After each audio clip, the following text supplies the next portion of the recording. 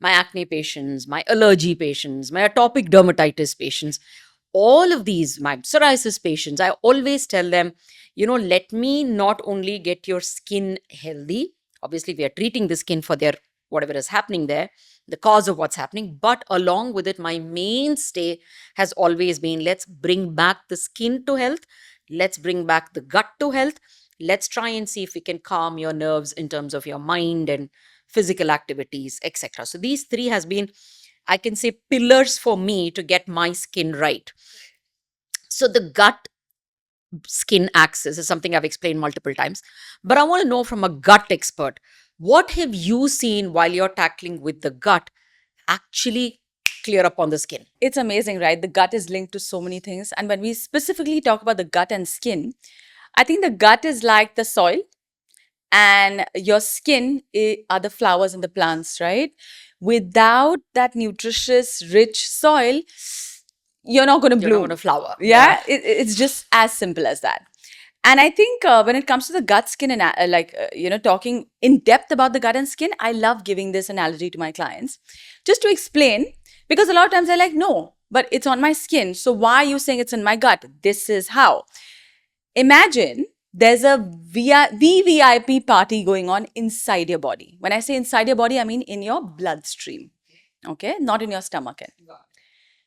Now, if it's a VVIP party, right? So it's going to be a lot of security. So imagine there are 4 checkpoints before people or your food can enter your bloodstream, or those people, VVIPs, can enter this party. Your first one is a microbiome. Yeah, your microbiome have to be robust. These bouncers, they're like bouncers. They have to be like really robust and strong, right? To tell the people who are not invited to bounce. Then the next is this thin mucus layer, right? Only if you're, I don't know, maybe you're on the right dress code or you have the right code, you go in through that. Then you have this epithelial lining, which is your gut lining. These cells come together and they're nice and strong and tight because of this zonulin bond, if you really want to go geeky about it. And only if you again have the right ID, the zonulin will loosen up and the gate will open and you finally enter. And inside your bloodstream, you have the highest security. Because what happens when the bouncer can't control, they'll call someone and the security comes, right? These guys are on high alert, an alarm goes off, right?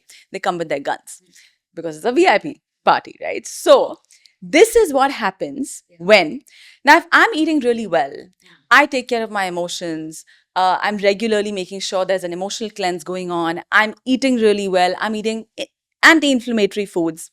Then once in a while, when I have a night out, I'm having alcohol and I eat burgers and do whatever, it's all good because my bouncers and my microbiome are really strong. They ask the bad guys to just bounce, right? But now, imagine I'm on OCPs. I keep taking Nexium and Isabgol. I am not living a good lifestyle. I don't have purpose. All these things matter as well, and psychologically, I'm really also not in the best place. What's going to happen? My bouncers are thin and lanky. Nobody's going to get scared of them. The bad guys come in, the bouncers get scared. They call the security inside, which is my immune system in my blood. And now, what does the immune system do? It sets off an alarm and starts a war. It's going to start firing cytokines, which are IL-6, IL-23, IL-17. All these are elevated when we have what? When we have skin issues. Because these cytokines don't stay in one place. They've launched a war now. It's an autoimmune attack. And that's when they go to the skin, they react with the skin receptors, and we have psoriatic plaques. That's psoriasis. This is what happens in the most layman terms. Now, of course, you can complicate each step and I can talk about what is happening in each step, but this is the basic. So when you have an issue with your skin, it is systemic, which means the root cause is somewhere inside, right? And a lot of times it is this, your immune system. Always, it's either your immune system firing because, like you said, the gut has caused some issue there. So body has to warn me. And which is my most visible part? It's the skin.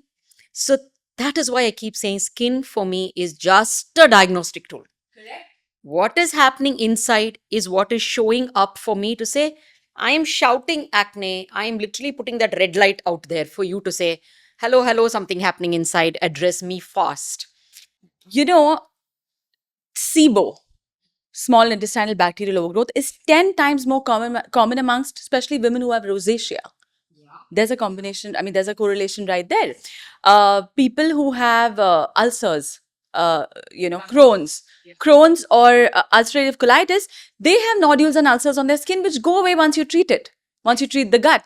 Celiac, up to 20% of celiac patients have dermatitis. I forget the exact name, but it's dermatitis. Atopic dermatitis. They all have all of that. Various dermatitis. And again, the minute the gluten is out, they are much better.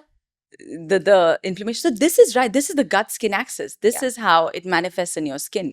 It's so true and so profound that I keep getting slack when I keep telling people, let's work on the gut. Let's work on your metabolic syndrome. They don't try and understand saying, but I came to you for skin. Yeah. Why are you asking me questions about my food, my gut? Why are you even talking about my weight? Hello. It's like, don't talk to me about my weight. I cannot treat your skin unless I actually get down to your gut. Like she says, maybe the poop and maybe what you're eating, I am not interested, but I have to ask you because otherwise I won't be holistically treating your skin. And skin is such a thing, a lot of things, like she was mentioning whether it's your allergies, whether your dermatitis, or whether it is your psoriasis, we can keep it controlled. Many of these have no cure. So how do I keep it controlled? Either I have things which I straight fire the last guy, which is your immune system. Yeah. Earlier, we only had one tool, which was steroids. Today, we are able to identify whether it is an IL-23, whether it is an IL-17, whether it is an IL-13. We are able to identify. Individually, I can block them. So there are selective medicines for me to block it. But what am I blocking?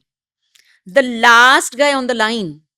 Why don't I get instead to the first guy on the line? It's so much easier, quicker. I don't even have to let your skin burn. I will attack it at the base. So let me do it at the base camp than killing you on the peak. 24 hours. It takes 24 hours for your microbiome to start changing. We've seen this. We have the gut cleanse we've been doing for the last 2.5 years. And we have so much data now. 15 days is what it takes sometimes. And there are people who've been taking medication for psoriasis. They've been taking Nexium for years. Yeah.